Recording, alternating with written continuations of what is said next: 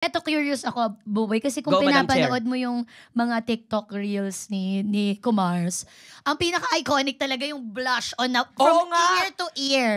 Correct. Yung pang, yung gano'n, isang linyang pulang blush on. Oo, kala mo nasampal ni Gerald. Bagay sa kanya.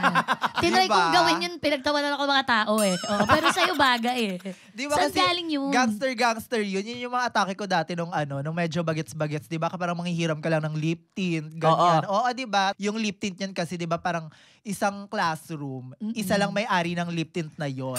Kaya yung Share kayo. kaya yung tsura ninyo, base na lang yan sa kung anong kapal, pero yung shade iisa lang, ganon. Tapos may nakita pa ko yung mga papulbo-pulbo ka pa. Di ba tawag Yung parang chola ba tawag mo Oo, doon? chola, chicana. Ayan! Alam mo, diba? Boss pa taken. Ay!